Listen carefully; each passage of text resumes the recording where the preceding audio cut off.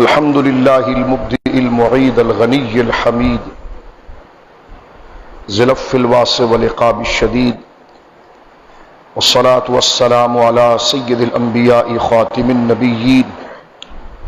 سيد المرسلين سيدنا وحبيبنا ومولانا محمد صلى الله عليه وسلم عبده ورسوله بالهدى ودين الحق أرسله. اما بعد فاعوذ باللہ من الشیطان الرجیم، بسم اللہ الرحمن الرحیم. الذين ينفقون اموالهم بالليل والنهار سرا وعلانية فلهم اجرهم عند ربهم ولا خوف عليهم ولا هم يحزنون. آمنت بالله صدق الله العظيم.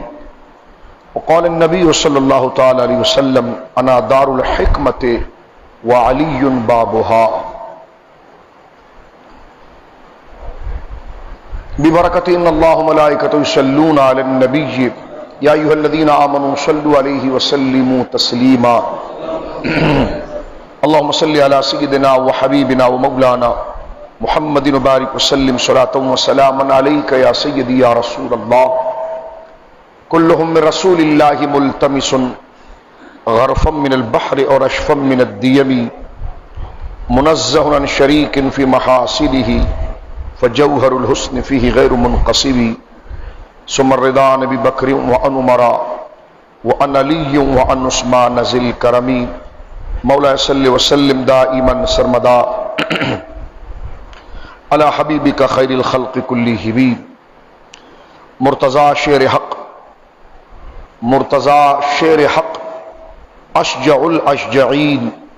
ساقی شیر و شربت پہ لاکھوں سلام. اصل نسل صفا، اصل نسل صفا، وجہ وصل خدا، باب فصل ولایت پہ لاکھوں سلام.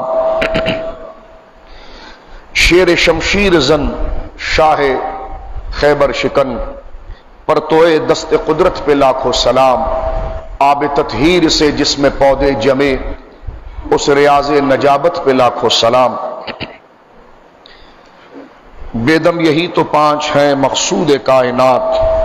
خیر النساء حسین و حسن مصطفیٰ علی. اللہ کی حمد و ثنا نبی محترم، نبی معظم، باعث تخلیق ارض و سما صلی اللہ علیہ وآلہ آلہ وصحبہ وبارک وسلم کی بارگاہ مقدسہ میں انتہائی محبت و عقیدت کے ساتھ درود و سلام پیش کرنے کے بعد تمام تعریف اللہ وحدہ لا شریک کے لیے ہے.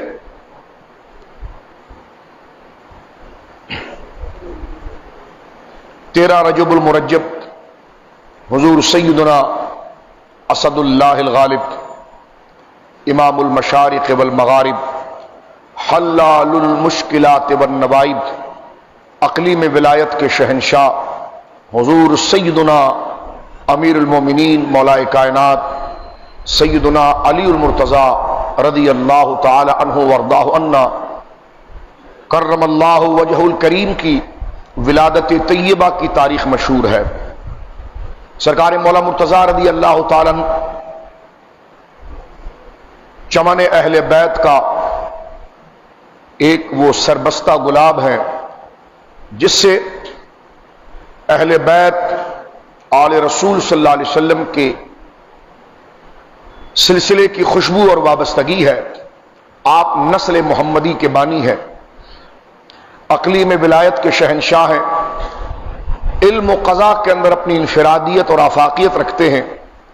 اور اہل ایمان، اہل محبت، ہر کلمہ گو شخص کے ایمان کا مرکز اور ان کی محبت کا مقتضا ہے. حضرات اہل بیت اعظام سے محبت اور سرکار دو عالم صلی اللہ علیہ وسلم کے خاندان سے محبت، یہ فرائض ایمان میں سے ہے اور ایمان کا اونچا درجہ ہے. یوں سمجھ لیجئے کہ ہمارے نماز، ہمارے روزے، ہمارے کلمے اس محبت پر رکھے ہوئے ہیں کہ جس کی زبان پر کلمہ ہو وہ تو لازم ہے پڑھنا ہے. نماز و فرائض کی پابندی ہے، روزوں کی پابندی ہے، صاحب استطاعت کے لیے حج کی پابندی ہے، صاحب نصاب کے لیے زکوٰۃ کی ادائیگی ہے. تو یہ تمام فرائض یہ تو ادا کرنے ہیں، لیکن اس کی مقبولیت جن ہستیوں کی تعظیم اور محبت اور ان کے لیے اپنے دلوں کو کشادہ کرنا اور اپنی زبانوں کو ان کی یاد سے تر رکھنا، اور اپنے دلوں اور اپنے سینوں کو ان کی یادوں سے آباد رکھنا، اور اپنی آنکھیں اور اپنی پلکیں ان کی وفاداری کے لیے اور ان کے سامنے حیا کے لیے جھکا کر رکھنا، اور اپنی تمام تر صلاحیتیں ان کی عزت کے دفاع پر لگا دینا، ان ہستیوں میں ایک سب سے بڑی ہستی حضرت سرکار مولا مرتضیٰ کی ذات گرامی ہے۔ وقت اتنا نہیں کہ آپ پر بات کی جائے تفصیل کے ساتھ، بلکہ حضرت مولا مرتضیٰ رضی اللہ تعالیٰ پر تفصیل سے گفتگو آپ کی شہادت کے وقت کی جاتی ہے۔ یوں تو بحمداللہ تعالی اہل سنت ہر لمحہ، ہر لحظہ، ہر وقت ذکر اہل بیت کو اللہ کی رضا کا سب سے بڑا ذریعہ یقین کرتے ہیں، اور اپنے ایمان اور اپنی مغفرت اور توشہ آخرت کا سب سے بڑا اجر آل محمد کی محبت صلی اللہ علیہ وسلم، بالخصوص سیدنا مولا مرتضیٰ رضی اللہ تعالیٰ کی تعظیم اور توقیر کو یقین کرتے ہیں۔ تو آپ کی شہادت مبارکہ میں تفصیل سے گفتگو ہوتی ہے، اور آپ ایسی عظیم شخصیت ہیں کہ کئی نشستیں بھی آپ کے مقام پر ذکر کی جائیں تو دلائل کا ذخیرہ اس قدر وسیع ہے کہ وہ مکمل نہ ہو پائے، لیکن 13 رجب المرجب کو نسبت ہے حضرت سرکار مولا مرتضیٰ رضی اللہ تعالیٰ کی ولادت پر۔ آپ کی ولادت کے بارے میں علماء نے یہ لکھا ہے کہ عام الفیل کے 30ویں سال آپ کی ولادت ہوئی ہے۔ عام الفیل سے مراد عرب کے اندر پیش آنے والا ایک بہت حیران کن واقعہ، کیونکہ اس زمانے میں تاریخ کو پرکھنے کے لیے کسی اہم واقعے کو مرکز بنایا جاتا تھا، اور اس واقعے کے بعد جتنا سال گزرتا چلا جاتا تو اس بنیاد بنا کر یہ کہتے اس واقعے کے اتنے سال بعد جس طرح اسلام میں سرکار دو عالم صلی اللہ علیہ وسلم نے جب مکے کو چھوڑ کر مدینہ منورہ کی طرف ہجرت کی تو تاریخ کا کیلنڈر ہجرت بن گیا۔ اب اس کے بعد جتنے سال آتے چلے جائیں گے تو کہا جائے گا یہ ہجرت کا سال، یعنی حضور کے مدینہ منورہ کی طرف آنے کا سال۔ جس طرح ابھی جس سال میں ہم موجود ہیں یہ 1442 ہے، یعنی اس کا مطلب یہ کہ جس وقت حضور علیہ السلام پیدا نہیں ہوئے، سرکار نے جب مکے کو چھوڑا اور اس وقت حضور کی عمر شریف 53 سال تھی، 53 ایئرز، اور سرکار دو عالم صلی اللہ علیہ وسلم مدینہ منورہ آئے، تو جب آپ نے ہجرت کی ہے تو یہ ہجرت کا واقعہ انتہائی اہم اور تاریخ اسلام کا ایک اہم ترین موڑ تھا۔ اس کو حضرت فاروق اعظم رضی اللہ تعالیٰ نے اپنے دور میں اسلامی کیلنڈر کے اندر بنیادی مقام دیا ہے۔ اب اسلامی ماہ و سال اسی پر قیاس کرتے ہوئے، اسی کو مرکز بناتے ہوئے آگے چلتے ہیں، تو 1442 ہجری میں اس وقت میں اور آپ موجود ہیں، تو اس کا ترجمہ یہ ہوا کہ جس وقت سرکار نے مکہ چھوڑا تھا اور مدینہ منورہ تشریف لائے تھے اس واقعے کو 1442 سال ہو چکے ہیں۔ یہ اسلامی کیلنڈر ہے۔ اس سے پہلے دنیا کے کیلنڈر کے اندر بالخصوص عرب کا جو کیلنڈر بنتا تھا اس میں ایک بہت حیران کن واقعہ پیش آیا تھا کہ جس وقت ابرہہ بادشاہ خانہ کعبہ کو گرانے کے لیے اپنے ہاتھیوں کے ساتھ مکہ مکرمہ کی طرف آیا تھا، اس وقت سرکار دو عالم صلی اللہ علیہ وسلم کے جد اعلیٰ حضور سیدنا عبد المطلب رضی اللہ تعالیٰ عنہ مکہ مکرمہ میں خاص منصب پر ریاست آپ فائز تھے۔ یہ بڑا مشہور واقعہ ہے جس کو ہر بندہ جانتا ہے۔ اور پھر سورہ فیل کے اندر الم تری کیف فعل ربک باصحاب الفیل، الم تری، کیا حبیب آپ نے نہیں دیکھا، کیف فعل، کس طرح کر دیا اللہ نے اصحاب فیل، ان ہاتھیوں والوں کو۔ اور اس سورت کو جب ختم کیا تو فرمایا کہ وہ نافرمان لوگ ہمارے گھر کو گرانے کے لیے آئے تھے، فجعلہم، کر دیا ہم نے ان سب کو کعصف مأکول، ایسا ان پر ایسی سنگباری کی گئی کعصف مأکول، جس طرح کے گائے کا چارہ اور بھوسا ہوتا ہے اس طرح ان کے لشکر کو بھوسا بنا دیا گیا۔ تو سورہ فیل کے اندر ترمیہم بحجارۃ من سجیل، مہر لگی ہوئی اور پکی ہوئی مضبوط کنکریوں کے ساتھ، ترمیہم بحجار، وہ ان ترمیم پھینکتے تھے وہ پرندے آسمان سے ان کے اوپر، ان ہاتھیوں کے اوپر اور ان کے لشکر کے اوپر کنکریاں پھینکتے تھے، اور وہ ایسے ہو گئے زمین کے اندر، زمین بوس ہو گئے، اور بڑے لشکر کے لشکر جو ان کے تھے وہ گھاس پھوس کی طرح جل کر راکھ ہو گئے۔ یہ واقعہ اسلام کے اندر بہت حیران کن تھا، اسلام سے پہلے بہت حیران کن تھا۔ تو اس واقعے کو کہتے ہیں عام الفیل، عام کہتے ہیں ایئر کو، سال کو، عربی زبان میں عام بمعنی سال اور فیل بمعنی ہاتھی، عام الفیل، ہاتھیوں والا سال۔ تو حضرت مولا مرتضیٰ شیر خدا اشجع الاشجعین سرکار مولا مرتضیٰ رضی اللہ تعالیٰ کی پیدائش اس واقعے کے 30 سال بعد ہوئی ہے، کیونکہ سرکار دو عالم صلی اللہ علیہ وسلم کی پیدائش اسی سال ہوئی ہے، سرکار کی پیدائش عام الفیل میں ہوئی ہے، اور حضرت مولا مرتضیٰ کی پیدائش 30 سال بعد ہوئی ہے، جس کا مختصر ترجمہ یہ بنا کہ حضرت مولا مرتضیٰ شیر خدا اشجع الاشجعین رضی اللہ تعالیٰ عنہ سرکار دو عالم صلی اللہ علیہ وسلم سے اپنی عمر ظاہری کے اندر 30 سال چھوٹے تھے، یعنی حضرت سیدنا ابو بکر صدیق حضور علیہ السلام سے عمر میں 2 سال چھوٹے تھے، اور حضرت مولا مرتضیٰ 30 سال۔ اس لیے جب حضور نے اعلان نبوت کیا تو سرکار کی عمر شریف 40 سال تھی اور حضرت مولا کی عمر 10 سال تھی۔ سرکار کی عمر 40 سال تھی، حضرت ابوبکر صدیق کی عمر 38 سال تھی۔ تو آئیے، جن کی ولادت کا یوم ہے، تو ولادت کے حوالے سے یہ تاریخی باتیں ہمارے ذہنوں کے اندر آپ سے عشق، آپ کی محبت اور آپ سے عقیدت کے حوالے سے یہ باتیں یاد ہونی چاہیے۔ تو حضرت مولا مرتضیٰ رضی اللہ تعالیٰ عنہ کی ولادت جس طرح کہ میں نے عرض کیا کہ عام الفیل کے 30ویں سال ہوئی، اور سرکار دو عالم صلی اللہ علیہ وسلم کے گھرانے میں ہوئی۔ آپ ہاشمی ہیں، آپ کے والد جناب ابو طالب یہ بیٹے ہیں حضرت سیدنا عبد المطلب کے، اور وہ بیٹے ہیں حضرت سیدنا ہاشم کے۔ سرکار دو عالم صلی اللہ علیہ وسلم کا یہ خاندان مبارک جو آل ابراہیم ہے، حضرت ابراہیم علیہ السلام کی اولاد ہے، اور روئے زمین پر سب سے بزرگ، سب سے اعلیٰ خاندان ہے۔ بڑی مشہور روایت جو فضائل میں ذکر کی جاتی ہے، ہماری ماں حضرت عائشہ صدیقہ رضی اللہ تعالیٰ عنہ کہتی ہیں کہ سرکار کریم علیہ السلام نے ارشاد فرمایا کہ عائشہ رضی اللہ تعالیٰ عنہ میرے پاس جبرائیل آئے، اور جبریل نے مجھ سے کہا کہ قلبت مشارق الارض و مغاربہا، یا رسول اللہ میں نے زمین کا چپا چپا کھنگال کر دیکھا اور اس میں یہ اندازہ لگایا کہ کون سا حصہ اور کون سے لوگ بزرگی اور عظمت کے مقام پہ ہیں، تو فرمایا ولم ارا بیتا افضل من بیت ہاشم ولم ارا رجلا افضل من محمد صلی اللہ علیہ وسلم۔ میں نے لوگوں میں جب دیکھا تو آپ سے بزرگ کوئی نہیں تھا، اور جب میں نے خاندان اور قبیلے دیکھے تو آپ کے گھرانے اور آپ کے قبیلے، آپ کے خاندان قریش اور بنو ہاشم سے کوئی معزز نہیں تھا۔ حضرت ابوبکر صدیق، حضرت عمر، حضرت عثمان، یہ تینوں رسول اللہ کے خاندان سے ہیں کیونکہ اہل قریش ہیں، لیکن ان کا سلسلہ بہت اوپر سے جا کر ملتا ہے۔ یعنی حضرت ابوبکر صدیق اپنے چھٹے دادا کے ساتھ قبیلہ بنو تیم کی نسبت سے قریش میں جا کر جڑ جاتے ہیں، یعنی حضور کے خاندان مبارک میں آ جاتے ہیں، کیونکہ ظاہر سی بات ہے جو حضور کا خاندان کا نہیں ہوگا وہ خلیفہ بن ہی نہیں سکتا، کیونکہ حضور کی حدیث مبارکہ ہے جس کا خلاصہ یہ ہے، جس کا معنی یہ بنتا ہے کہ الائمۃ من القریش، جب اسلامی سرحدیں قائم ہوں گی اور اسلامی اسٹیٹ بنے گا تو کوئی شخص چاہے ذہین فتین کس قدر بھی مدبر ہو، یہ اپنی جگہ پر ایک اچھی بات ہے۔ ایک ایڈمنسٹریٹر کے لیے، ایک قائد کے لیے، ایک لیڈر کے لیے، ایک سربراہ کے لیے یہ تمام صلاحیتوں کا ہونا ضروری ہے، لیکن اسلام کا کرائیٹیریا یہ ہے کہ جب اسلامی ریاست بنے گی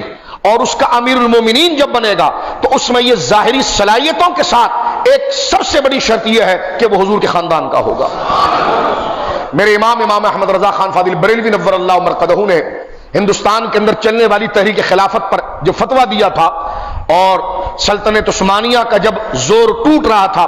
حضرت اعلیٰ حضرت فاضل بریلوی نے ترکی سلطنت عثمانیہ کی تائید کی اور مسلمانوں کو یہ فتویٰ دیا کہ ترکی کے ساتھ امداد کرو اور ان کے ساتھ اپنی جان مال کے ساتھ ان کا تعاون کرو، کیونکہ ریاست سلطنت عثمانیہ اگر ٹوٹ گئی اس لیے اسلام پر بڑا زوال آئے گا۔ اس وقت ہندوؤں کے مقابلے پر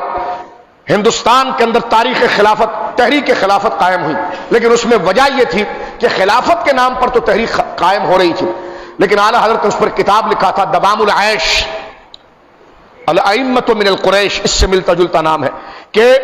اسلامی سرحدوں میں جو اسلامی سرحد اور ریاست جب زمین پر قائم ہوگی اور اسے اسلامی ریاست کہا جائے گا تو اس کا جو امیر ہوگا وہ قریشی ہوگا، اب چاہے بنو امیہ ہو یا بنو عباس ہو، یہ ہیں تو اہل قریشی، لیکن خلفائے راشدین جن کی میں بات کر رہا ہوں، حضرت ابوبکر صدیق قریشی ہیں، حضور کے خاندان سے ہیں، فاروق اعظم قریشی ہیں، حضور کے خاندان سے، حضرت عثمان غنی قریشی ہیں، حضور کے خاندان تھے، اور مولا مرتضیٰ تو بنو ہاشم ہیں۔ تو سیدنا صدیق اکبر اپنے چھٹے دادا کی نسبت سے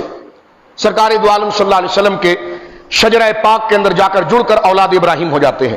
حضرت فاروق اعظم اپنے 7ویں دادا قبیلہ بنو عدی سے جڑ جاتے ہیں قریش کے اندر۔ حضرت سیدنا عثمان غنی اپنے 3رے دادا عبد الشمس بن امیہ کہ جس کو قبیلہ بنو امیہ کہا جاتا ہے، اس کی نسبت سے آپ رسول اللہ صلی اللہ علیہ وسلم کے خاندان میں جڑ جاتے ہیں، اور سب سے قریب جو سرکار کے خاندان میں اور قبیلے سے جڑتا ہے وہ حضرت مولا مرتضیٰ ہے، یعنی آپ حضرت سیدنا ہاشم سے جا کر جڑ جاتے ہیں۔ تو ہیں تو یہ سارے قریشی، لیکن جو قرب نسبت کا ان تمام کے مقابلے میں حضرت مولا مرتضیٰ کو عطا ہوا ہے، اور یہ اللہ نے آپ کا مقدر کیا ہے، یہ خاصہ خاص حضرت شیر خدا حضرت مولا مرتضیٰ کا ہے۔ یعنی آپ عدنانی بھی ہیں، اسماعیلی بھی ہیں، عدنانی بھی ہیں، قریشی بھی ہیں، اور خاص طور کنانی بھی ہے، خاص طور پر ہاشمی ہے۔ حضرت ابوبکر صدیق ہاشمی نہیں ہے، حضرت عمر ہاشمی نہیں ہے، حضرت عثمان ہاشمی نہیں ہے، یعنی وہ قریشی ہیں۔ حضرت مولا مرتضیٰ ہاشمی قریشی ہے، اور اس وجہ سے نسب پاک کے اندر حضور سید عالم صلی اللہ علیہ وسلم کے قرب خاص کے اندر آپ ہیں۔ سرکار کریم نے فرمایا تھا کہ اللہ نے میری اولاد علی کی پشت کے اندر رکھ دی ہے۔ حضرت سید خدیجۃ الکبریٰ رضی اللہ تعالی عنہا ہماری ماں، اسلامی تاریخ اور سیرت میں یہ آتا ہے کہ سرکار کریم علیہ الصلوۃ والسلام جب غار حرا سے لوٹ کر آئے تھے تو یہ بالکل یقینی بات ہے، میں کچھ دن پہلے ایک گمراہ بندہ ہے، اس بدبخت کی بات بھی نہیں سننی چاہیے لیکن لوگ ہم سے سوال کرتے ہیں، جاوید غامدی، اس نے غار حرا کے واقعے کا انکار کر دیا۔ تو اس بیچارے کی خود کوئی علمی حیثیت اور اوقات نہیں ہے، کیونکہ لبرلز خواہ مخواہ اسلام کے لیے یہودی پروردہ یا مغرب کے عاشق ہے، اور ہمارا میڈیا یا ہماری ریاست کے بعض نظریہ پاکستان کے مخالف اس کمینہ صفت آدمی کو بڑھاتے ہیں، اور ہر نوجوان ہم سے پوچھتا ہے۔ تو ہم نے کہا یہ تو ایک عجیب بات ہے جو غالب نے بھی کی تھی کہ بدنام ہوں گے تو کیا نام نہ ہوگا۔ اب غامدی اگر لعنت والی بات کرے اور لوگ اس پر لعنت کریں تو لوگ سمجھے بھی کہہ رہے ہیں کہ لعنتی ہے کون، ذرا دیکھیں تو صحیح اس لعنتی کو۔ تو یہ اس پہ اعتبار سے بات ہے، باقی اس یعنی حقیر شخص کی تعلیمی طور پر کیا حیثیت ہے۔ لہذا غار حرا کے پورے واقعات کا جو امت میں متواتر آیا، صحیح بخاری کتاب الوحی کی پہلی حدیثوں میں اس کا شمار ہوا ہے، کہتے جی غار حرا ہوا ہی نہیں۔ خیر ایسے بدبختوں کو چھوڑیے، بات کیونکہ لوگ سوال کرتے ہیں تو درمیان میں ہم نے اس کا جواب دیا ہے۔ جو جوش و محبت رکھتا ہے وہ بیٹھ کر ہم سے بات بھی کر سکتا ہے۔ لیکن غار حرا سے جب حضور لوٹ کر آئے تو سب سے پہلے ہماری ماں سیدہ خدیجہ نے حضور کی تصدیق کی۔ سیدہ خدیجہ کے بعد سرکار کی رسالت کی تصدیق جس ہستی نے کی ہے وہ حضرت مولا مرتضیٰ کی امی جان ہے، سیدہ فاطمہ بنت اسد۔ یہ ہاشمیہ خاندان کی پہلی عورت تھی کہ جس نے اسلام کو گویا کہ قبول کیا ہے، اور جن کے بطن سے اسلام کا سب سے بڑا شیر حضرت مولا مرتضیٰ پیدا ہوئے۔ حضرت مولا مرتضیٰ رضی اللہ تعالیٰ اپنے سمیت 4 بھائی ہیں اور ان کی 2 بہنیں ہیں۔ آپ کے سب سے بڑے بھائی طالب ہیں، اس وجہ سے آپ کے والد کو ابو طالب کہا جاتا ہے۔ ابو طالب کا نام گویا کہ ابو طالب نہیں، ان کا نام عبد مناف تھا، ان کی کنیت ابو طالب تھی، اس لیے کہ حضرت مولا مرتضیٰ رضی اللہ تعالیٰ عنہ کے سب سے بڑے بھائی جو ہیں وہ طالب ہیں۔ ان کا ذکر ہمیں بدر میں ملتا ہے کہ جب مشرکین مکہ حضور علیہ الصلوۃ والسلام کے مقابلے پر آئے تھے تو طالب بھی ان کے ساتھ آئے تھے، طالب بھی ان کے ساتھ آئے۔ لیکن جب پتا چل گیا کہ حضور علیہ الصلوۃ والسلام تو لڑائی کے لیے نہیں آئے اور ابو جہل جو ہے وہ خباثت کر رہا ہے اور وہ جو ہے مسلمانوں پر زبردستی شبخون مارنا چاہ رہا ہے، تو وہ بڑے منصف مزاج شخص تھے، وہ آدھے راستے سے مکہ دوبارہ لوٹ گئے، اور انہوں نے بدر کے اندر حضور کے مقابلے پر وہ نہیں آئے۔ انہوں نے کہا جنگ کا کوئی موقع ہی نہیں ہے، ایسی کوئی بات نہیں، وہ لوٹ گئے۔ تو جو طالب ہیں ان کی نسبت سے آپ کے والد کو ابو طالب کہا جاتا ہے۔ تو حضرت مولا مرتضیٰ کے سب سے بڑے بھائی طالب ہیں، ان کے بعد ایک روایت یہ بھی ہے کہ وہ جعفر ہیں یا عقیل ہیں، جعفر عقیل، طالب جعفر عقیل اور علی، یہ 4 بھائی ہیں آپ کے، اور آپ کی 2 بہنیں حمنہ اور سیدہ ام ہانی۔ آپ کا یہ شجر پاک گویا کہ ہاشمیوں کے درمیان موجود ہے۔ قرآن کریم فرقان حمید نے حضرت مولا مرتضیٰ رضی اللہ تعالیٰ عنہ کی بے شمار شان اور عظمت کو بیان کیا ہے، لیکن آپ کی یہ ولادت ہے، کیونکہ یہ موضوع عام تقریر کا نہیں ہوتا، ٹو دا پوائنٹ اسلامی عقیدے ذکر کر دیے جاتے ہیں وقت کے اختصار پر، تو میں یہاں پر آپ کے سامنے اہل سنت و جماعت کی عقیدے کی سب سے مضبوط ترین کتابوں میں ایک عظیم کتاب شرح و بدل اعمالی، یہ عقیدہ علم کلام کی ایک بڑی اونچی کتاب ہے۔ اس کے مصنف امام ابو بکر احمد رازی ہیں، جو 666 ہجری میں انہوں نے انتقال کیا ہے، 666 ہجری، امام ابو بکر احمد رازی۔ یہ حضرت مولا مرتضیٰ کی پوزیشن اور آپ سے متعلق اسلامی عقیدہ کہ آپ کی سطح، آپ کا منصب، آپ کا مرتبہ کیا ہے، تو ہم نے جس طرح آپ کی پیدائش سے متعلق چند باتیں کی ہیں، یہ بیان فرماتے وَاعْلَمْ أَنَّ بَعْدَ أَبِي بَكْرٍ وَعُمَرَ وَعُثْمَانَ لم یکن احد فی امتی محمد صلی اللہ علیہ وسلم ولا فی الصحابۃ ولا اہل بیتہ افضل من سیدنا علی رضی اللہ تعالی عنہ. فرمایا خلفائے ثلاثہ کے بعد ابو بکر عمر عثمان رضی اللہ عنہ اجمعین کے بعد لم یکن احد فی امتی محمد ولا فی الصحابۃ ولا فی اہل بیتہ، سرکار کی ساری امت کے اندر چاہے وہ صحابہ ہو چاہے وہ اہل بیت ہو، بعد خلفائے ثلاثہ اس امت میں سب سے افضل اور سب سے بزرگ حضرت سرکار مولا مرتضی رضی اللہ فرماتے وہ بعدهم خلافت حق، تین خلفاء کے بعد آپ کی خلافت حق ہے. اس میں کچھ وجہ ہے، وقت نہیں ورنہ یہ کیوں آپ کی خلافت پر اہل سنت بات کرتے ہیں. ہم اہل سنت و جماعت حضرت مولا مرتضی کی خلافت کو حق جانتے ہیں، جس طرح کہ حضرت سرکار پیر محل شاہ صاحب رضی اللہ تعالی نے بھی اپنے فتاوے کے اندر اس بات کو ذکر کیا کہ خلافت کی دو صورتیں ہیں، ایک سوری اور ایک مانوی. یعنی صورتن خلافت کا معنی یہ ہوتا ہے کہ ریاست قائم ہو جائے، اس میں عدل نہ آ جائے، جہاد پراپر طریقے سے ہو جائے، امن ہو جائے، اطمینان ہو جائے. یہ ریاست کی ظاہری اسٹرکچر ہے، خلافت کی ظاہری اسٹرکچر ہے. اور خلافت کی باطنی اسٹرکچر یہ ہے کہ وہ رسول اللہ کا نائب ہو. حضرت سرکار پیر مہر شاہ صاحب نے فتاوی مہریہ کے اندر اس بات کو لکھا، کیونکہ آپ ماضی قریب کے علماء میں ہیں اور شیعوں کے خلاف اہل سنت کے دلائل پر لکھنے میں آپ کا قادیانیوں اور رافضیوں کے مقابلے پر حضرت پیر محل شاہ صاحب کا اعلی حضرت کے ساتھ ایک بہت بڑا نام آتا ہے. اس لیے جب ہم قادیانیت کے کسی مسئلے کے خلاف کوئی حوالہ کوڈ کرنا چاہتے ہیں یا رافضیوں کے حوالے سے اہل سنت کا کوئی موقف جاننا چاہتے ہیں تو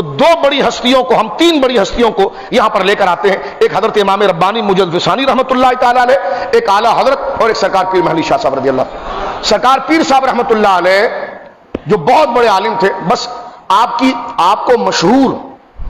اور آپ کا تعارف صوفی اور پیر کے نام سے ہوا، ورنہ آپ سے بڑا محقق، آپ سے بڑا متکلم، آپ سے بڑا مفسر، آپ سے بڑا محدث، آپ سے بڑا مناظر، اور آپ سے بڑا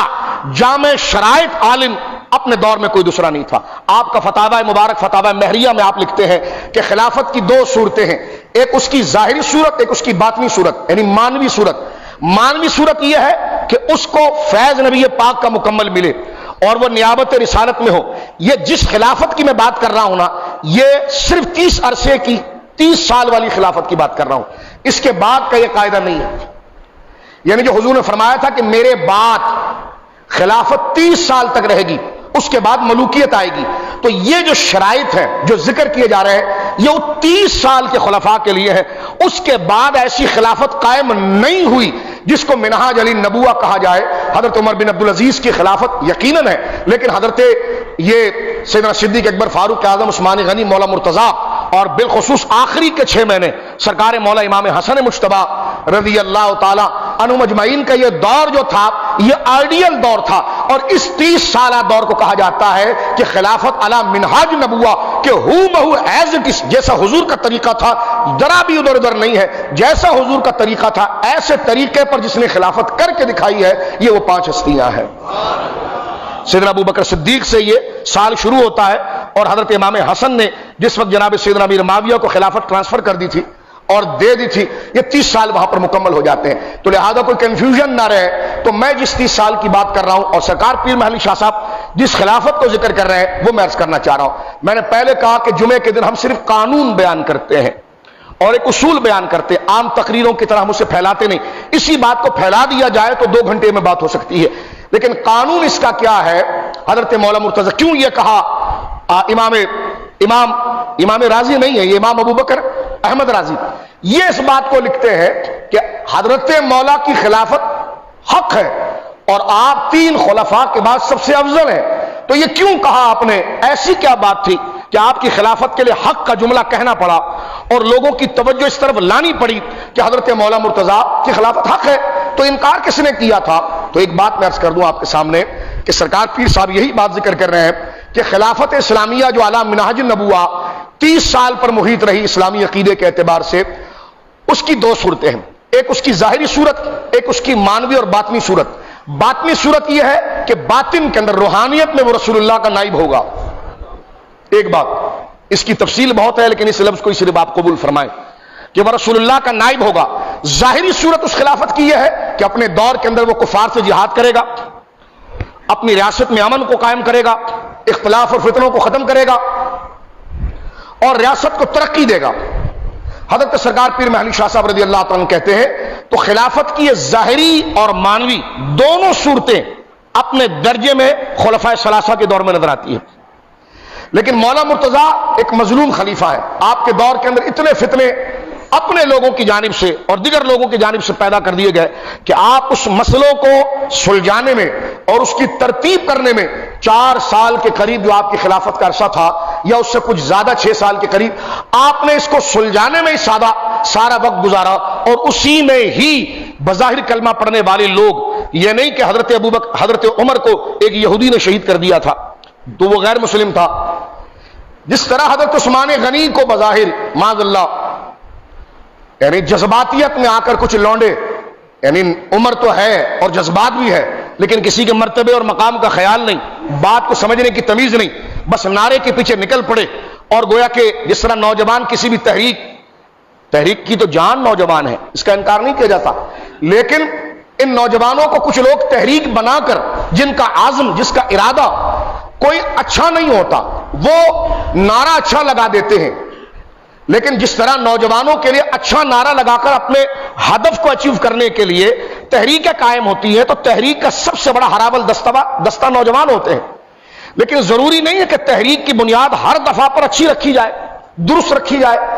ایسا بھی ہوتا ہے کہ اپنے برے عزائم کے لیے، اپنی بدعقیدگی کے لیے نام اچھا لے لیا جاتا ہے اور پھر ان نوجوانوں کو مس گائیڈ کیا جاتا ہے۔ یہی حضرت عثمان غنی کے دور میں ہوا اور نوجوانوں کو اشتعال میں لایا گیا اور بظاہر کلمہ پڑھنے والے نوجوانوں نے حضرت عثمان غنی کو معاذ اللہ شہید کیا۔ یہی حضرت مولا مرتضیٰ کے ساتھ ہوا۔ اللہ اکبر۔ تو حضرت مولا مرتضیٰ کے دور مبارکہ میں خلافت کا جو ظاہری نظم ہے یہ اس طرح نظر نہیں آتا جیسے حضرت ابوبکر کے دور میں تھا، جیسے حضرت عمر کے دور میں تھا، جیسے حضرت عثمان کے دور میں تھا، کیونکہ لڑائی اور فتنہ اور انتشار اتنا تھا کہ سرکار مولا مرتضیٰ نے اپنے کیپٹل کو چینج کیا، یعنی آپ مدینہ منورہ سے کیپٹل کو آپ نے کوفہ کیا۔ یہ کیپٹل کو چینج کرنا یہ آپ کی سیاسی حکمت عملی اور اس کے پیچھے بے شمار انتشار تھا۔ تو اب آپ دیکھیے ظاہری امن جو ہے جو 3 خلفاء کے دور میں تھا وہ بظاہر ریاست میں نظر نہیں آتا، تو ایک فرقہ کھڑا ہوا اور اس نے حضرت مولا مرتضیٰ کو معاذ اللہ خلفاء راشدین میں گویا کہ شمار نہیں کیا، اور اہل سنت و جماعت جو ہے اس کو خارجی کہتے ہیں۔ اور پیر محلی شاہ صاحب لکھتے ہیں کہ ظاہری صورت خلافت کی جو ہے وہ ایک لحاظ سے ساکت ہے اور خاموش ہے، لیکن خلافت کا جو باطنی پہلو ہے نیابت رسول وہ حضرت مولا مرتضیٰ میں بدرجہ موجود ہے۔ اب یہ پورا قانون کو سننے کے بعد اب اس علم کلام کی عبارت کو آپ سنیے۔ فرماتے وَعْلَمْ أَنَّ بَعْدَ أَبِي بَكْرٍ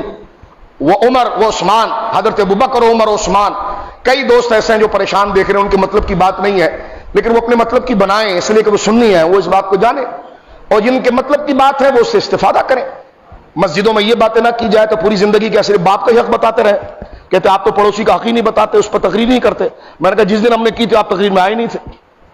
اب یہ تو نہیں ہو سکتا نا کہ ایک میرے دوست کہنے لگی جو آپ خطبہ پڑھتے ہیں اس کا ترجمہ بھی بتائیں۔ میں نے کہا میں نے کوئی 3 اپنی زندگی میں 6 سے 8 دفعہ اس کے خطبہ کا ترجمہ کیا ہے، آپ تقریر میں تشریف ہی نہیں لائے۔ اب یہ تو نہیں ہو سکتا کہ جب آئیں تو میں تقریر چھوڑ کر آپ کی تقریر کرنا شروع کروں۔ کچھ اسلام کے تقاضے بھی ہوتے ہیں، آپ کی عزت سے بڑی بھی کوئی عزت والی ذات ہے، ان کی ذاتوں پر جب حملہ ہوگا تو ہم آپ کی عزت کی تھوڑی اور پڑوسی اور ماں باپ کے فضائل کو تھوڑی دیکھیں گے، ہم تو ان کی عزت و ناموس کو دیکھیں گے۔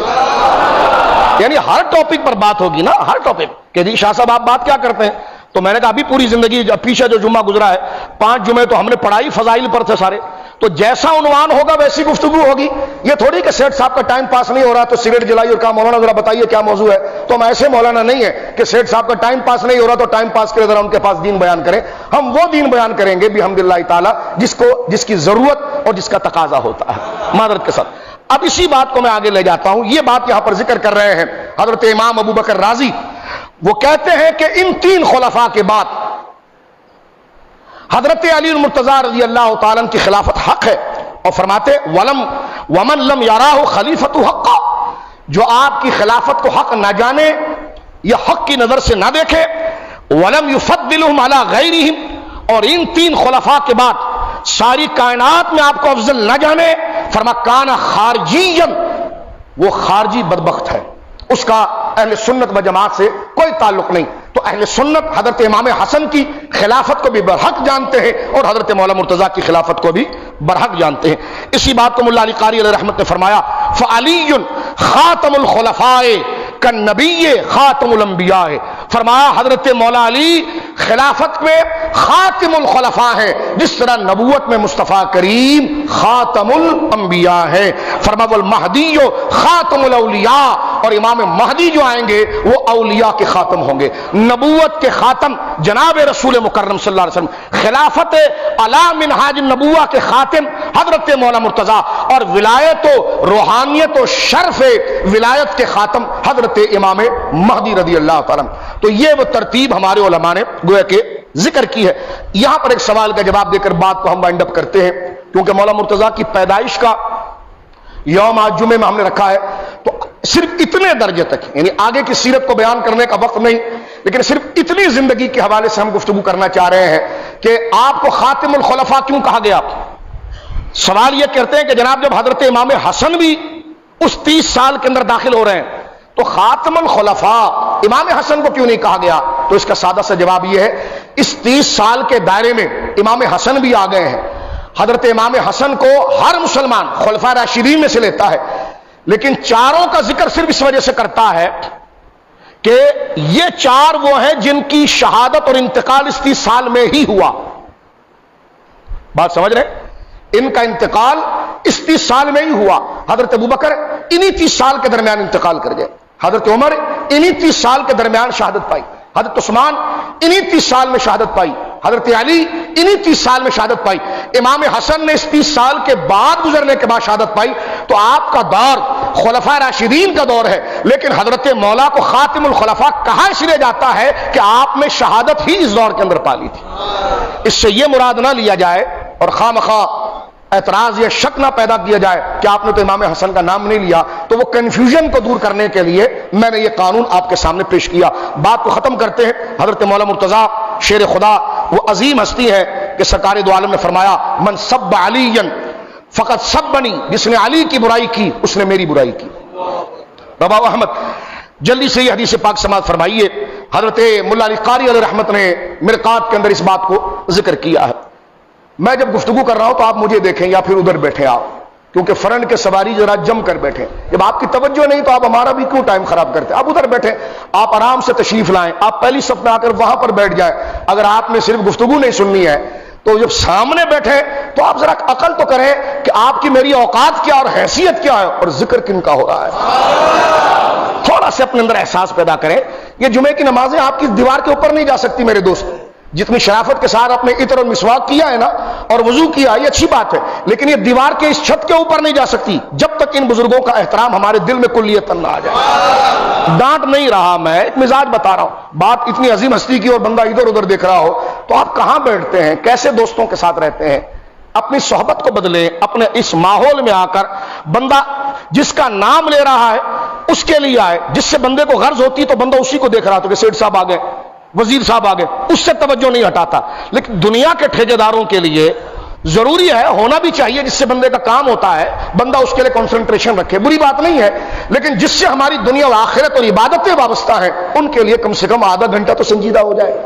5 منٹ تو سنجیدہ ہو جائے۔ میرے دوستوں بزرگوں، مولا علی قاری علیہ رحمت اس بات کو ذکر کرتے ہیں، ہمیں کوئی شوق نہیں اتنی لمبی تقریر کرنے کا، لیکن یہ اپنے ایمان کی بقا میری اور آپ کی ضرورت ہے اور یہ ہمارے ایمان کی صداقت ہے، اس لیے ہم ان باتوں کو آپ کے سامنے ذکر کرنے کی سعادت پا رہے ہیں۔ اور یہ میرے اور آپ کے لیے انتہائی بڑی سعادت ہے کہ اللہ نے ہم جیسے بیکاروں کو عزت اور شرف دینے کے لیے یہ استعارہ اور قرینہ بنا لیا ہے کہ ہم حضرت شاہ فاتح خیبر مولانا مرتضیٰ کا ذکر کر رہے ہیں۔ حضرت عمر بن عاش، حضرت عمر بن شاش، یہ صحابی رسول ہیں۔ اب آپ دیکھیے، اور یہ صحابہ حدیبیہ میں سے ہیں، صاحب حدیبیہ میں سے مولا علی قاری کہتے ہیں، وہ کہتے ہیں کہ میں عمر بن شاش کہتے ہیں کہ میں حضرت مولا کے ساتھ یمن گیا تھا جب حضرت نبی پاک نے مولا کو یمن کی طرف بھیجا تھا جہاد کے لیے، تو کہتے ہیں میں بھی گیا، تو راستے میں ایک بشری تقاضے سے مولا مرتضیٰ سے بات کرتے وقت کچھ غلط فہمی ہو گئی ان کو، اور کہتے ہیں کہ جناب جو ہے کہ وہ کہتے ہیں میں یہ سمجھا کہ حضرت مولا نے جو کام کیا نا یہ میری عزت کے خلاف ہے، مجھے پسند نہیں آیا، تو وہ کہتے ہیں مجھے ایسی طبعی اعتبار سے، انسان ہے طبعی اعتبار سے مجھے غصہ آ گیا۔ کہتے ہیں کہ فوجدت فی نفسی، اس غصے کو میں نے اپنے اندر محسوس کیا، فلما قدمت المدینہ، جب ہم مدینہ منورہ لوٹ کر آ گئے، وہ زہرت، دیکھو سچے لوگ ہیں، جو ہوتا ہے اس کو بیان بھی کرتے ہیں، یہ بغضی لوگ نہیں ہیں۔ فرمایا انسان وہ دل میں خیال آ گیا، لوٹ کر جب میں آیا فظہرت شکایت فی المسجد، مسجد میں ہمارے جو دوست موجود تھے دیگر صحابہ، ان سے میں نے کہا یار علی نے میرے ساتھ ایسا رویہ کیا، علی نے میرے بارے میں نے جب یہ چیز مانگی تو علی نے مجھے نہیں دی اور مجھے بڑا غصہ آیا۔ کہتے حتی بلغ ذلک رسول اللہ، یہاں تک کہ یہ بات حضور کو پہنچ گئی صلی اللہ علیہ وسلم۔ کہتے ہیں کہ جب میں حضور کے پاس آیا فلما رآنی امد فی عینیہ، فرمایا جب میں حضور کے سامنے بیٹھا تو سرکار نے بہت ناراضگی سے مجھے دیکھا، یعنی جب وہ بات حضور تک پہنچی کہ اس نے علی سے ناراضگی کا اظہار کیا ہے، ایک دوستانہ ماحول میں بات ہوئی تو حدیث پاک میں تھا امد بعینی، فرمایا حضور نے بڑے غور سے مجھے دیکھا، غصے میں دیکھا، یقول حدد الی النظر حتی اذا جلست، مجھے اتنا گھور کر دیکھا سرکار نے غصے میں کہ میں اس ڈر سے زمین پر بیٹھ گیا۔ جب میں بیٹھ گیا تو سرکار نے مجھ سے کہا یا عمر، اے عمر واللہ لقد اذیتنی، تو نے تو مجھے بہت تکلیف پہنچا دی، اے عمر تو نے مجھے بہت تکلیف پہنچا دی۔ تو میں نے کہا قلت اعوذ باللہ ان اوذیک یا رسول اللہ، میں اللہ کی پناہ چاہتا ہوں کہ میں اللہ کے رسول کو تکلیف پہنچاؤں، میں تو اس سے اللہ کی پناہ میں آتا ہوں۔ سرکار نے فرمایا بلا من اذا علیا فقد اذانی، جو علی کے لیے ہلکی بات بول کر اذیت کرے اس نے مجھ محمد صلی اللہ علیہ وسلم کو اذیت پہنچائی ہے۔ میرے دوستو بزرگوں، یہاں پر بات کو ختم کرتے ہوئے بات عرض کرنا چاہتا ہوں، شاہ عبد العزیز محدث دہلوی رحمۃ اللہ علیہ جو ہمارے امام ہیں علم عقائد کے اندر، شاہ ولی اللہ کے شہزادے ہیں، انہوں نے اپنی کتاب تحفہ سنا شریح کے اندر لکھا ہے کہ اگر کوئی بہت بڑا بھی عالم ہو اور بہت بڑا بھی زاہد اور عبادت کرنے والا ہو، چاہے وہ پوری زندگی سچائی کے ساتھ گزارے اور عبادت کے ساتھ گزارے، صادق القول ہو اور صالح العمل ہو، اگر وہ علی سے بغض رکھے اس سے دین لینا حرام ہے، اس کی تقریر سننا حرام ہے اور اس سے روایت حدیث کرنا حرام ہے۔ امام قرطبی علیہ رحمت نے ایک بات نقل کی ہے، یزید بن ہارون بہت بڑے بزرگ گزرے ہیں، ان کا انتقال ہو گیا۔ جب ان کا انتقال ہوا تو وہ کہتے ہیں کہ ایک نیک شخصیت نے ان کو خواب میں دیکھا۔ اب کوئی یہ نہ کہ یہ خوابوں کی کہانی ہے، میں نے کہا اگر آپ اتنی جلدی لوگ اعتراض کریں یہ تو خوابوں کی باتیں ہیں، تو میں نے کہا تمہیں دین کی کوئی تمیز ہے؟ میں نے کہا سورہ یونس میں اللہ نے کیا فرمایا، الا ان اولیاء اللہ لا خوف علیہم ولا هم يحزنون الذين آمنوا وكانوا يتقون لهم البشرى، ان کے لیے پاکیزہ خواب ہے۔ بشرا کس کو کہتے ہیں؟ خوابوں کو کہتے ہیں۔ کس کو کہتے ہیں بشرا؟ بشارت بمعنی خواب، لهم البشرى فی الحیات الدنیا وفی الآخرہ، دنیا میں وہ اچھے خواب ہیں اور آخرت میں اس کی تعبیریں ہیں۔ لہذا اگر خوابوں کی کوئی حیثیت ہی نہیں ہے تو رسول اللہ نے کیوں فرمایا کہ سچے خواب نبوت کا 46واں حصہ ہے؟ اگر خواب بیکار ہیں تو پھر قرآن کے اندر اچھے لوگوں کے خوابوں کو کیوں بیان کیا گیا؟ اگر خواب بیکار ہیں، بخاری شریف میں پورا باب موجود ہے کتاب التعبیر، سچے خوابوں کی تعبیر کا۔ رسول اللہ فجر کی نماز پڑھانے کے بعد سرکار علیہ الصلوۃ والسلام فجر کی نماز پڑھا کر اپنے حجرے میں جب تک نہیں جاتے، متواتر حدیثیں ہیں، جب تک حضور اپنے مصلی سے چہرہ صحابہ کی طرف کرتے اور ایک سے پوچھتے تو نے آج کیا خواب دیکھا، تو نے کیا خواب دیکھا، تو نے کیا خواب دیکھا۔ سارے صحابہ اپنا خواب حضور کو مسجد میں سناتے، سرکار اس کی تعبیر کرتے۔ جب مجمع میں کوئی نہیں کہتا کہ میں نے کوئی خواب دیکھا ہی نہیں ہے تو سرکار خود اپنا خواب سناتے کہ آج میں نے یہ خواب دیکھا۔ تو لہذا خواب حجت نہیں، لیکن اس میں حجت کے اشارے ضرور ملتے ہیں۔ تو یزید بن ہارون کہتے ہیں جب ان کا انتقال ہو گیا تو ایک بڑے نیک بندے سہل تھے، انہوں نے ان کو خواب میں دیکھا تو ان سے پوچھا ما فعل اللہ بک، اللہ نے تیرے ساتھ کیا کیا؟ انہوں نے کہا جب مجھے قبر میں رکھ دیا گیا تھا تو فرشتے میرے پاس آئے۔ یہ واقعہ درجنوں علامہ ذہبی نے بھی نقل کیا جو ابن تیمیہ کی شاگرد ہیں، انہوں نے بھی نقل کیا، امام قرطبی نے نقل کیا، تفسیر مزری کے اندر ہے، جگہ جگہ یہ واقعہ موجود ہے۔ عبرت کے لیے میں بات کر رہا ہوں اور بات کو ہم اس پر ختم کریں گے کہ مولا کی ذات کتنی بڑی ہے اور ان سے محبت کتنی لازم ہے۔ اللہ اکبر۔ وہ کہتے ہیں نیک بندے حضرت سہل، وہ کہتے ہیں میں نے یزید بن ہارون کو جو بہت بڑے حدیث کے امام ہیں، میں نے ان سے پوچھا خواب میں کہ جب تم کو قبر میں رکھ دیا گیا تو اللہ نے تیرے ساتھ کیا معاملہ کیا؟ وہ کہتے ہیں فرشتے میرے پاس آئے اور مجھ سے کہا من ربوں کا، ما دینوں کا، من نبیوں کا، تیرا رب کون ہے، تیرا دین کیا ہے اور تیرے نبی کون ہے؟ تو کہتے ہیں میں نے ان کو دیکھ کر فاخذت اللحیۃ البیضاء، میں نے اپنی سفید داڑھی پکڑی اور میں نے ان سے کہا کہ تم یہ 3 سوال مجھ سے پوچھتے ہو، علمت جوابکم 80 سنہ، میں نے 80 سال تک یہی جواب لوگوں کو سکھایا ہے۔ یہ وہ کہتے ہیں کہ اخذت اللحیۃ البیضاء، اے سہل، میں نے قبر میں اپنی سفید داڑھی پکڑی اور ان فرشتوں سے میں نے کہا کہ علم تو جوابکم، یہ جو تم سوال مجھ سے پوچھ رہے ہو نا، اسی کا جواب میں نے اپنے درسگاہ میں رہ کر 80 سال لوگوں کو سنایا ہے، اور تم مجھ سے پوچھتے ہو اس کا کیا ہے؟ کہہ رہے بس یہ تھا کہ ندا اس کو چھوڑ دو۔ جو پیچھے ہٹنے لگے تو پیچھے ہٹ کر پھر فرشتے آئے ان کی طرف، ان سے کہنے لگے حریر کو تم جانتے ہو؟ حریر کو؟ کہنے لگے ہاں۔ کہ کتبت من الحریر، سنا ہے کہ تو نے حریر سے بہت سی حدیثیں جمع کی ہے اور اس کو حدیث میں لیا ہے حریر کو، یہ ایک بہت بڑا راوی ہے حدیث کا۔ تو یزید بن ہارون کہتے ہیں ہاں، میں نے حریر سے، فرشتوں کو کہا میں نے حریر سے حدیثیں لکھی ہیں۔ فرمایا یبغضہ اللہ، اللہ نے تو اس کو ذلیل کر دیا ہے۔ تو انہیں سے روایتیں لی، مفتی تو بہت پیچھے رہ گئے، عالم تو بہت پیچھے رہ گئے، یہ تو راوی حدیث تھا۔ اور فرشتے کہہ رہے ہیں یزید بن ہارون سے کہ تیرا وہ استاد جس سے تو نے یہ حدیث لی ہے حریر، خدا نے اس کو ذلیل اور مردود کر دیا۔ وہ کہتے میں نے اس سے پوچھا، وہ تو بہت بڑا محدث تھا، بہت بڑا عالم تھا، وہ کیوں مردود کر دیا گیا؟ فرمایا ہوا یبغض علیا فابغضہ اللہ، وہ علی کو دل میں برا جانتا تھا، خدا نے اسے مردود و خاسب کر دیا۔ اللہ لہذا میرے دوستو بزرگوں، حضرت مولا مرتضیٰ کا بغض یہ نیکیوں کو برباد کر دیتا ہے، اور اس گھر کی محبت جو ہے وہ تھوڑی سی نیکی کو اللہ کی بارگاہ میں معجور کر دیتی ہے اور اللہ کی بارگاہ میں اسے مقبول و معمور کرتی ہے۔ حضرت عثمان کہتے ہیں میں نے حضور سے یہ جملہ سنا تھا کہ من صنع صنیعۃ علی احد من خلف عبد المطلب فی الدنیا، عبد المطلب کی اولاد، عثمان غنی کہتے ہیں میں نے حضور سے سنا کہ عبد المطلب کی اولاد یعنی حضور کے خاندان میں سے، سرکار فرماتے میرے خاندان میں سے کسی ایک بندے کے ساتھ بھی اگر کوئی نیکی کرے گا، حضور فرماتے فعلی مکافۃہ اذا لقینی، تو میں مصطفیٰ اس کا یہ احسان اپنا واجب کرتا ہوں کہ قیامت کے دن میں اس کو اس کا بدلہ دے دوں۔ اس کے تحت اعلیٰ حضرت نے فتاوی رضویہ شریف جلد نمبر 10 میں اس حدیث کے تحت لکھا کہ کیا کمال کہ جب رسول اللہ عطا کریں اور عطا بھی ایسے کرے کہ اس بات کو اپنے پر واجب کریں، تو فرمایا جب وہ واجب کریں تو پھر وہ کیا عطا کریں گے؟ لہذا اے اہل مسلمان آگے بڑھو اور سادات کے احترام میں اپنی آنکھوں کو تر کر لو۔ بے دم یہی تو 5 ہیں مقصود کائنات، بولیے سبحان اللہ۔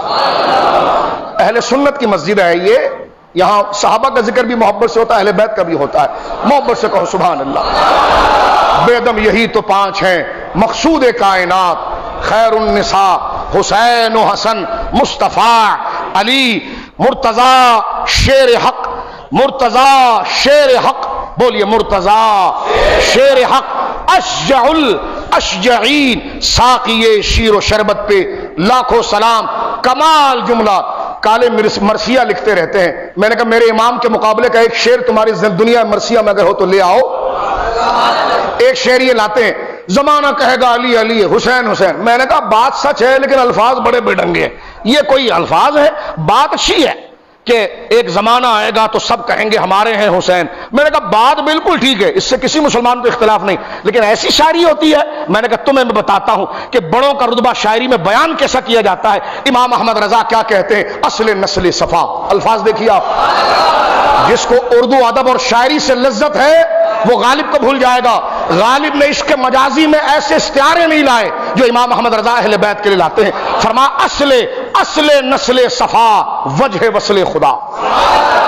پوری زندگی کو جمع کیا اس میں، اصل نسل صفا